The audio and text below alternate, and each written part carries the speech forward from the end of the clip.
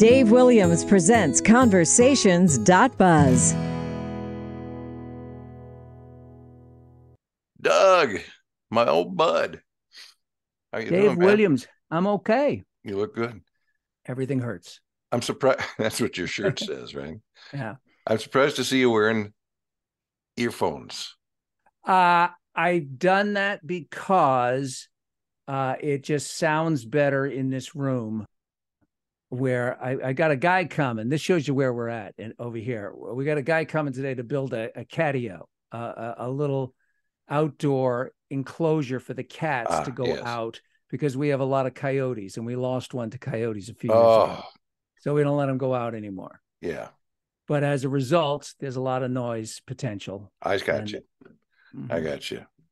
All right, listen, I just kind of wanted to catch up. It was the first time we did one of these conversations. This was one of the very first podcasts that I did. And as fascinating as you were and all that, I just think it's time to catch up. And I remember making you a solemn promise that we'd get back together after your book was published. And not only has your book been published, it has been received with rave reviews. And I gather from everything I read that it must be selling well. It's selling. It's not a bestseller, but it's a seller. It's on a seller list, not necessarily a bestseller list, and that's fine. I never expected. It's a small independent press. It's a first-time novel. It's not. My name's not James Patterson or Stephen King. So I'm, as I probably told you way back when we did this the first time, my objective to Frank Shadow was just to have it physically exist in the world. I'm blessed that my wife and I are not counting on any of our books in order to make February's rent. So as a result, that takes some of the heat off. But obviously, I'd like to do well because I'm proud of it. And I also hope that it'll sell well enough that someone will let me do another one. Well, I am really pleased and proud to have been one of your early readers. Yes, you got one of those paperback advanced reader copies that we send out. Advanced reader copies, not for resale. No, but this one, there's the hardcover. Yeah. That's a real book. It's true. It's truly a great story. Very, very well told, of course. Now, I'm curious because I don't remember if I mentioned this to you or if it was just something that hit me hard and strong when I read the book. And that is, it seems to have your voice, and of course, it's written in first-person narrative, and I don't know why that surprised me, but I couldn't help but think of you as the main character throughout the whole book because of that. Well, it's interesting that you should say that because going out and doing book events over the last, 4 months or so, a number of people seized on the fact that my name is Doug McIntyre, DM, and the lead character's name is Danny McKenna, DM, and they infused a secondary meaning to that or some kind of psychological connection, which I suppose is possible in the deep recesses of an author's brain, but it wasn't the intent. Definitely the book is written in my, if I can say that I have a literary style in terms of the way the newspaper columns that I write are I inject a lot of my own sort of sensibility into it. And this character, I relied on a lot of experiences in terms of location, Eastern Queens, New York, in a period of time that is very specific. So it was easy for me to write in that voice, but Danny McKenna is actually just a coincidence. I had a friend, a high school friend, still Facebook friends with, named Steve McKenna, who lived directly across the street from the Scobie Grill in Little Neck, Queens, New York, and he lived in this house that I always loved the fact that he lived. When you live across the street from a 24-hour, 365-day-a-year diner, you have a different view of life than if you live in Twinkle Puff Lane in a cul-de-sac somewhere in suburbia. So I decided I wanted to make that the setting for the family home. And then I thought, well, as long as I'm stealing the McKenna home, I might as well steal the name. And in terms of how it became Danny to sort of ape Doug McIntyre, Danny McKenna. Davey Johnson was the manager of the Mets for many years, and it always occurred to me that at a certain point in life, you shouldn't be Davey anymore. You should be Dave or David, right? All the Billies and exactly. You Mickeys should sort of exactly. So, and part of the journey of the lead character is to become an adult. So at some point, this isn't a big spoiler alert, but he stops calling himself Danny and goes to Dan or Daniel. So I needed a name that could be a Y, and in a Y. So but it was really just happenstance. But to separate to the extent that's possible myself from the character, I didn't do the audiobook, which a lot of people thought, well, you're, radio blabbermouth, you could do your own audiobook. Mm-hmm. And there are a lot of people who wanted me to do it that way. But I just felt like my voice reading it on top of everything else is just, everybody asks every author anyway, did that really happen? Did that really happen? Yeah. And as I've said, it is factually fiction. It is emotionally biographical, if that makes sense. It's the only way I can imagine writing a story, is emotionally biographical, or at least something that you can relate to personally. Yeah, although a lot of people will take actual events from their lives and just change a couple of names or maybe a couple of place. That works too. Some people can infuse a work of fiction with a lot of their own reality, and it doesn't matter to the reader. To the reader, it shouldn't make any difference. Exactly. I think that only becomes an issue, I think, when the reader knows the author, because then there's sort of like this prurient, like, are you really that perverted? Did you really have Yeah. And the answer is yes, by the way. I was reading that portion that you're referring to. I got, oh my gosh, Doug, really? Yeah, I know. See, that's what happens. That's what happens. And I'm happy to report that no, that didn't happen. None of that happened. Well, we don't want to give it all away, but we do want to make another nice mention of it. It's Frank's Shadow. Frank's Shadow. There you go. Doug Thank McIntyre. You. And it's right there on Amazon. What genre do you consider this? Well, I've been told by the people who make these categories that it falls into the category of literary fiction. If I had my druthers, there was a book written in the mid-'70s by an author named Frederick Exley. Is one of my all-time favorite novels. It's called A Fan's Notes. And that has an apostrophe in it, just like mine does. And I really didn't realize how indebted to that book I was until I had finished mine. Because once you finish a book, agents and publishers start asking you for what they call comparisons, like, what is it like? Yeah. And you have to kind of it's a shorthand so they can say, well, and I compared it when I was forced to come up with comps. I hadn't been thinking in those terms. I realized that Frank's Shadow is similar architecturally to A Fan's Notes in that Exley's book is about his own life. He's the lead character. He makes no bones about it. The character in the book is Frederick Exley, who's a rabid New York Giants fan. And he happened to go to USC at the same time Frank Gifford was there. And Frank Gifford had this, exalted life of the Golden Boy, and his life spirals into, total chaos. And I realized that, boy, kind of Frank Sinatra is my Frank Gifford. And so anyway, the point is, his book was titled A Fan's Notes, a fictional memoir. And if I had my say, I would have called it a fictional memoir because it's written that way. It's written as a memoir, although it didn't actually happen. And that's what the first person sort of present tense, the narrator is discovering events at the exact same time that the author is, for the most part, for almost all the book. Now, what they tell you, though, when you get into the publishing world is, okay, tell me what shelf you find fictional memoirs. And that's how they kind of push you into different categories. I said, no bookstore has a shelf called fictional memoirs. Can't you just say, hey, come on, man, it's a great play on words? Well, it's also, it is a subgenre. I mean, there's been, huge hits. Like, for instance, Memoirs of a Geisha was a fictional memoir. It's a type of book that does exist. It's not commonly executed. So as a result, they just say it's literary fiction.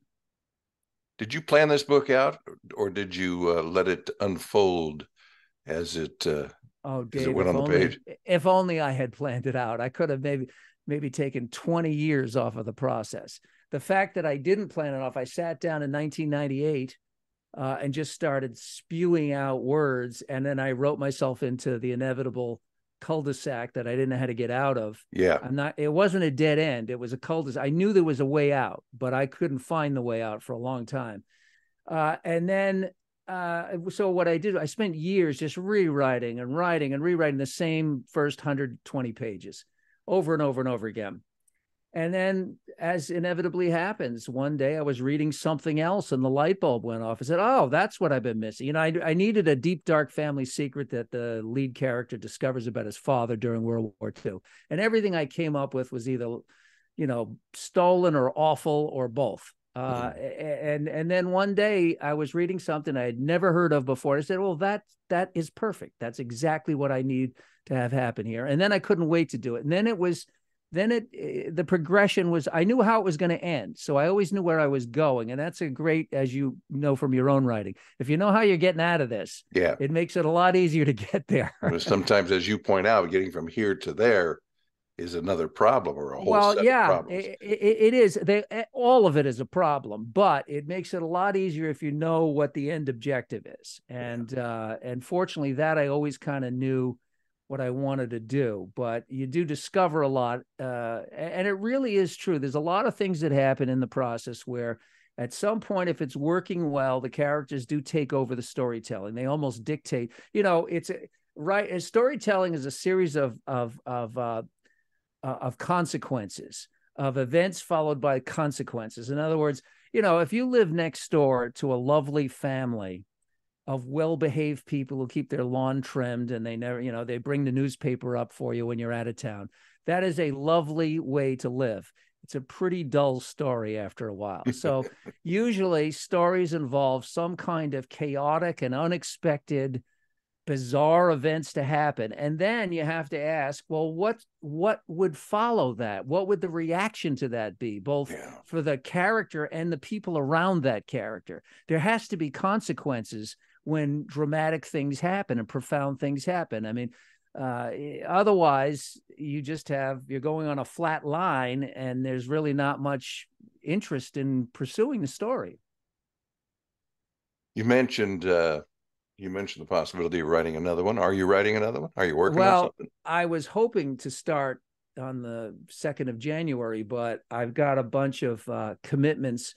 You know, I MC the Distinguished Speaker Series out here for years and years and years, and I've got a big one coming up at the end of January. So who's that?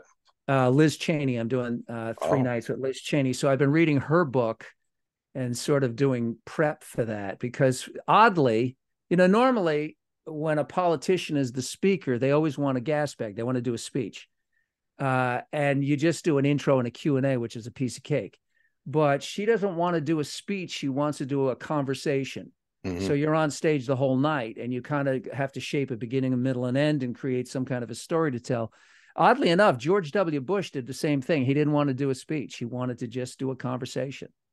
But for the most part, if you've got a politician, I did David Cameron, the former Prime Minister of England, a few years ago, and it was a breeze. You know, here he is, you know, David Cameron, and then he comes out and yammers for 90 minutes, and you do 10 minutes of Q&A, and you're gone. You're back in the car. I thought of you recently, fairly recently, too recently actually, when Tony Bennett passed away. Yeah. And he was an amazing master. He really was. I got to do a night with him that wasn't Distinguished Speaker Series, actually. I got asked to do the intro in a Q&A with Tony out here in LA when there was a documentary made called The Zen of Bennett, came out a few years back. And they were going to do the LA debut, and Tony was going to come in for it and do a Q&A at the Landmark Theater. And I've never said yes to anything faster in my entire life. I don't think the distributor even got to the N in Bennett before I said yes. Because, I had met him a couple of times before, but just a handshake at some jazz event here and there.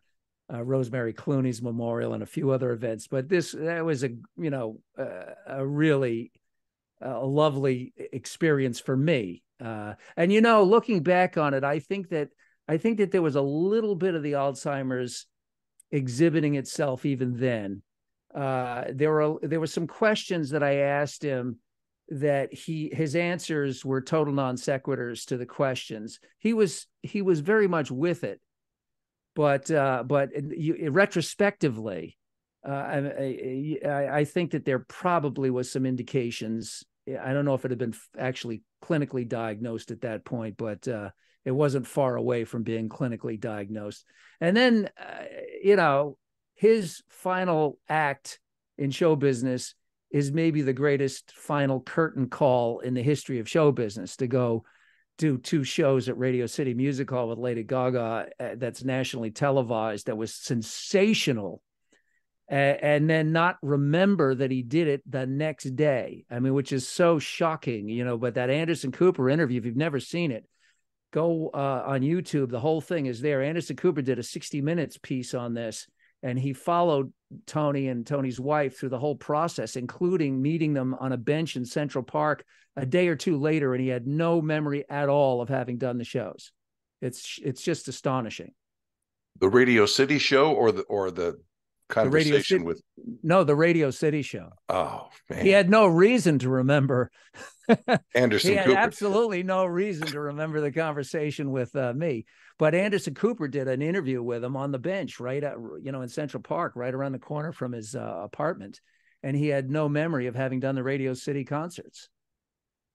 But he had no problem with the concert, apparently. And Dave, he not only had no problem with the concert. What was so shocking, we all know from personal experience and just from the clinical studies on Alzheimer's, that music is literally the last thing to go. Yeah. That in nursing homes and people who have dementia clinics, if you play songs from their youth, they know every word and they can sing along. So it doesn't surprise me that he could get the downbeat on songs he sung for 60 years and be able to do the song. What amazed me was he trades choruses with Gaga in that. And I don't know how they do that, because you have to rehearse that. You have to know when it's your turn to come in and to get out, and when to come in together. And there's no mistakes. It's just astonishing. Kind of as an aside, but I always think it's important to inject these little bits of information when it might be helpful to people who are watching or listening. When my mother was in a total care home before she passed, I saw a video. It was on TV, and I don't remember the name of it, but it was about the fact what you were talking about, is that the elderly with dementia circumstances and who get to a point where they can't even speak or acknowledge the presence of a child or somebody like that, they respond to music unbelievably. And especially, as you said, the music of their time, the music of their era. So I went online and I found that there was an entire store, probably a bunch of them, that provide retail items for people. And I got my mother, it looks just like an old radio that you would have seen in the 50s, kind of a plastic thing with a big dial on it. But all she had to do to start it was lift the lid and it would start playing. And it started playing music that I put on it. And I put all of the stuff from the 50s that I heard her singing as I was a child. And man, the nurses there said, she turns that on every single day and it just stays on every day. And it's changed her life, It's very powerful. It's really powerful. I learned this. There was a guy, he's long gone now, Johnny Rotella, who died in his 90s. And he became a buddy. I'd have lunch with him once in a while because he was he was a great musician. He was a clarinet player for Benny Goodman and for everybody in between. He wrote a song that Sinatra recorded called Nothing But the Best. And his wife was in a nursing home because she had Alzheimer's. And he's the one who told me, oh, yeah, I sit with her. I go 7 days a week. I bring my clarinet and I just play and she sings along to me. And then I leave and she doesn't speak. Yeah. She had no words, but she could sing everything he played. You know, so it's very powerful. I've always wondered. Meanwhile, my wife and I sit playing Jeopardy every night along with Ken Jennings, and this is how we play Jeopardy, Dave. The guy who was in the thing that we saw, that guy, who is the guy? And the whole night, that's all we do is try to recall. And you both know what you're talking remember? about. We had to change planes there. Well, music is something I've never been able to get my brain around. It's like, what is it about music? The emotion that's involved in its creation and its consumption, and why does that exist? And I don't know if anybody. I'm sure it's been studied to death, but I don't have any insight to it. Do you understand it at all? Well, I can't play a note of it. I know that, and I tried, and I couldn't do it. So I decided when I got the radio job a million years ago, I thought, well, I have this overnight platform and nobody cares what I'm doing here. So I'm midnight to 5. So I'm going to play the music that I like. Sorry about that. My computer just made a big loud noise. And I thought, well, somebody's got to be in the audience and I will be, I'm happy to be in the audience to applaud my betters. I've gotten to know over the years a lot of really great musicians. I mean, world-class Grammy winners and, and that's been such a thrill. And what I kind of have picked up is that, and this is hardly an original statement, music is a universal language. It's completely, it transcends borders. I mean, as they always say that the Nazis and the Allies were singing White Christmas from Der Bingle during World War II. Yeah. It transcends, when you see a star, let's take somebody like Billy Joel or Elton John or any of these people who have had massive careers, Taylor Swift, people globally who don't speak a word of English in their lives know every single word to these songs. I mean, the whole catalog of songs, and it's a very astonishing, it's really it's a moving thing to see when, I mean, I know Billy Joel does this in concert when he's in these giant stadiums and arenas, and he'll stop singing at some point and hold the microphone out, and the whole place sings a chorus of the song. So there's something about it that it gets into your molecules, and especially when the classical music people know that there are certain pieces of classical music that move people to joy or tears. And then in popular songs, you could attach words to music. And once the right words fall with the right music, you can never divorce them. If you hear an instrumental version of a pop tune that's an earworm for you, you're just hearing the words. You just can't separate the words anymore from the melody. And that's kind of a magical thing. Yeah. You mentioned radio. I want to bring you back to it. Actually, radio wants to bring you back to it. It's like that old.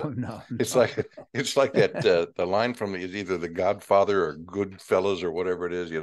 Every time I think I'm out, they pull me back in, and that's kind of what's happened to you. And it's been fascinating to watch. So you've been doing some fill-in work at KFI, and I assume you're having a good time with it. Yes and no. To be honest, is it really more stimulating over there? Well, it was exciting. It was exciting to get the call for just a little LA radio inside stuff. KFI has dominated the talk radio market out here for a very, very long time. And, those of us who are at KABC, and I was treated very well at KABC. I have nothing but affection for the place, including this microphone I'm using, which I stole the mic holder from KABC when they tore the building down. But not the microphone, just the mic holder. When you were at KBC and we were getting our asses kicked by KFI, we kind of, were like on the outside with our noses pressed against the glass, right. Wouldn't it be nice? So, but KFI had no incentive to be plucking people from KBC to put on their airwaves because they were killing all of us. So why bother, right? Yeah. So I was shocked But for anybody who doesn't know, you were extremely popular at KABC, both your morning show and before that, your overnight show. And so you had recently departed the airwaves, and KFI decided, when they need somebody, why not ask Doug McIntyre? Well, actually, it was almost 5 years. Was it that I long, really? Yeah, it was 4.5 years. I left in December of 18, and I got a call in June of 23. And the reason it was impossible to say no is that, I had a book coming out in July of 23. So with scheduled book signings all over Southern California, and the signal for KFI goes from Cabo San Lucas, and I picked it up in Oregon. So as a result, it was just impossible to say no. I didn't have any. I had zero interest in going back on the air. I really felt like that part of my life, which I enjoyed enormously, it was very good to my family, but it was over. But I just couldn't say no. And I acknowledged that there was a professional curiosity to say, well, what does it feel like to be at KFI? Yeah. I had literally done one day a long time ago. I did one Sunday shift for 2 hours in between being fired at KABC and coming back to KABC. From the first stay at the morning show till syndicating Red Eye Radio. I did one day, and then Red Eye Radio came back as a syndicated show. I did a bunch of fill-ins between June and December, New Year's Eve, basically, through all the Thanksgiving holiday and Christmas stuff. But there's nothing on the calendar in the foreseeable future. And if they never call again, I'm fine with it, because first of all, I don't want to talk about the 2024 presidential election. I don't want to. I don't want to do it. It's just poisonous. So why invite that into your life? And at some point, there's no way to escape it as you get closer. As you get closer to these, with the primaries coming up and all, you can't, and all the trials and all the stuff that just makes people crazed, and I just don't want to do it. So I was going to ask you about that. It was a fun experience. Huh? No, I said it was a fun experience to be over there, and they treated me great. And I knew a lot of people in the building. Yeah. I was going to ask you very quickly about the political situation this year, being that what is it, 2020? The last election. It's the last election over again with Biden and only Trump. Worse, if that's possible. Yeah, it's the last election, only worse. It really is. I say this specifically. I'm heartsick over it. It nauseates me what's happened to the country across the board, and I'm scared. I'm scared of what's going to happen either way as we go forward. I'm just going to say it. I think that the Liz Cheney book, Oath and Honor, is the scariest book I've ever read in my life. Really? It is profoundly. I can't read it at night because I can't go to sleep if I read it at night. I have to do. Well, there's an endorsement for you. No, but I mean, it's so important. Unfortunately, I think the people who should read it are not going to read it and dismiss it as just a bunch of baloney.